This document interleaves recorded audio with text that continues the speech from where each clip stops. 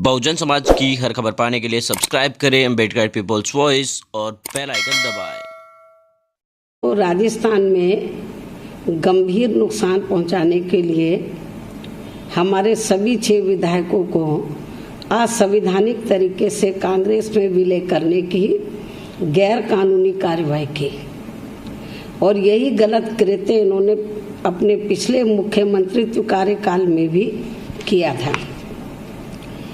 चूँकि कांग्रेस का ये कार्य संविधान की 10वीं अनुसूची के पूर्णतः विरुद्ध है, इसलिए बीएसपी के द्वारा दिनांक 26/7/2020 को इन 6 विधायकों को व्हिप जारी करके निर्देशित किया गया है कि वो असेंबली के सदन में कांग्रेस के खिलाफ ही अपना मत डालेंगे, अन्यथा फिर उनके विरुद्ध उनकी सदस्यता रद्द किए जाने के लिए कार्रवाई की जाएगी। और बीएसपी ने ये निर्णय कांग्रेस के द्वारा बार बार बीएसपी को धोखा दिए जाने के कारण ही लिया है और इस कारण से इनकी अब सरकार रहती है या नहीं रहती है, इसका दोष पूर्ण रूप से कांग्रेस और उनके मुख्यमंत्री श्री गहलोत का ही होगा। जबकि बीएसपी ने इस असंवैधानिक प्रक्रिया को राज्यसभा के चुनाव होने के पूर्व मुख्य चुनाव आयुक्त तथा विधानसभा अध्यक्ष के रिटर्निंग ऑफिसर आदि के समक्ष लिखित रूप से प्रत्यावेदन देकर उठाया था, परंतु मुख्य चुनाव आयुक्त ने यह कहते हुए कि इस पर निर्णय देना उनके क्षेत्र अधिकार में नहीं है, निस्तारित कर दिया था। इसके उपरांत बीएसपी के समक्ष कोर्ट में जाने के अतिरिक्त फिर कोई विकल्प नहीं बचा। वैसे बीएसपी इसको लेकर पहले भी कोर्ट में जा सकती थी, लेकिन कांग्रेस को इसका सही सबक कब सिखाया जा सकता है, खास तौर से श्री गहलोत को इसका सबक कब सिखाया जा सकता है, इसकी हमारी पार्टी राह देख रही थी। इसलिए उसी के हिसाब से अब हमारी पार्टी ने कोर्ट में जाने का उचित समय पर यह सही फैसला लिया है और इस मामले को हम ठंडा नहीं पड़ने देंगे और इस मामले को हम आगे तक ले जाएंगे, सुप्रीम कोर्ट तक भी ले जाएंगे। लेकिन इस बार हमने ये तय कर लिया है कि कांग्रेस ये जो बार बार गलत कार्य कर रही है, असंवैधानिक कार्य कर रही है, इसको सबक सिखाना बहुत जरूरी है। इसके साथ ही यहाँ मैं ये भी कहना चाहूँगी कि कांग्रेस की ओर से अब ये कहा जा रहा है कि उनके सामान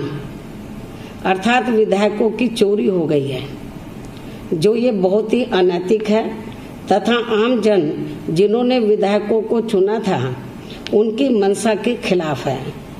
इनका ये कथन और परेशानी वाला व काफी हास्यास्पद भी लगता है, हमें ऐसा लगता है, क्योंकि इन्होंने स्वयं इस कार्य को, जिसको ये चोरी कहते हैं, बीएसपी के 6 विधायकों को ले जाते वक्त किया था और तब इनको ये याद नहीं आया कि ये कार्य पूर्णतः असंवैधानिक होने के साथ साथ अनैतिक भी है तथा जनता की मंशा के विपरीत है, क्योंकि उस चुनाव में जनता ने कांग्रेस के प्रत्याशी को हराते हुए बीएसपी के नाम से वोट दिया था। चोरी का सामान चोरी हो जाने पर अब कांग्रेस पार्टी शोर मचा रही है, यानी एक पुरानी कहावत है कि उल्टा चोर कोतवाल को डांटे। खुद ये गलत काम करते और हमारे ऊपर आरोप लगा रहे हैं। तो ये जो इस किस्म का जो इन्होंने बात कर रहे हैं, तो ये सोच समझकर इनको करनी चाहिए, तो ये ज़्यादा इनके लिए बेहतर होगा। इसके साथ ही यहाँ मैं ये भी कहना चाहूँगी कि कोरोना वायरस को लेकर आपको ये मालूम है कि पूरे दुनिया त्रस्त है, मतलब, और अपना मुल्क भी, अपना भारत देश भी काफ़ी त्रस्त है इस बीमारी से। और इसकी रोकथाम के लिए केंद्र और राज्यों की सरकारों ने कई कदम उठाए हैं और आखिरी कदम केंद्र सरकार ने तो अनलॉक के तहत कुछ शर्तों के आधार पर तो इन्होंने ये आखिरी कदम उठाया था। अभी ये 3-4 दिन में अनलॉक पार्ट 3 जारी करने वाले हैं। मेरा केंद्र सरकार से ये कहना, राज्यों की सरकारों से भी ये कहना है कि इनको इसकी रोकथाम के लिए सही कदम उठाने चाहिए और जो इससे पीड़ित लोग हैं तो उनका इलाज प्रॉपर होना चाहिए और जहां जिन केंद्रों में इनको रखा जा रहा है उसकी साफ सफाई का पूरा ध्यान रखना चाहिए। तो जो हमें नजर नहीं आ रहा है, चाहे उत्तर प्रदेश का या देश के अन्य किसी भी राज्य का मामला है, तो जहां पर ये पीड़ित लोगों को रखा जा रहा है उन केंद्रों की हालत बहुत ज़्यादा खराब है और अपनी मर्जी सब हर राज्य के अंदर अपने हिसाब से वो लोग सब डिसीजन ले रहे हैं, कुछ समझ में नहीं आ रहा, हौच पौच है। इसलिए मेरा केंद्र की सरकार से ये कहना है कि जब आप अनलॉक पार्ट 3 जारी करने जा रहे हैं तो आपको बहुत सख्त कदम उठाने होंगे और जो भी आप नीति बनाएं तो वो सभी राज्यों पर इम्प्लीमेंट होनी चाहिए। ऐसा ना हो कि कोई राज्य कुछ कर रहा है, कोई राज्य कुछ कर रहा है। तो एक नियम ऐसे बनाने चाहिए कि जो सभी राज्यों में इम्प्लीमेंट हों। इसके साथ ही मैं उत्तर खास तौर से देश में आबादी के हिसाब से जो सबसे बड़ा प्रदेश है उत्तर प्रदेश, तो उत्तर प्रदेश में जो इस समय कानून व्यवस्था चल रही है उसके बारे में भी मैं कहना चाहूँगी कि उत्तर प्रदेश में वर्तमान में कानून का नहीं बल्कि गुंडों, बदमाशों, माफियाओं, अपहरणकर्ताओं, बहन बेटियों की इज्जत आबरू लूटने वालों का राज चल रहा है, डकैतों का राज चल रहा है, चोरों का राज चल रहा है।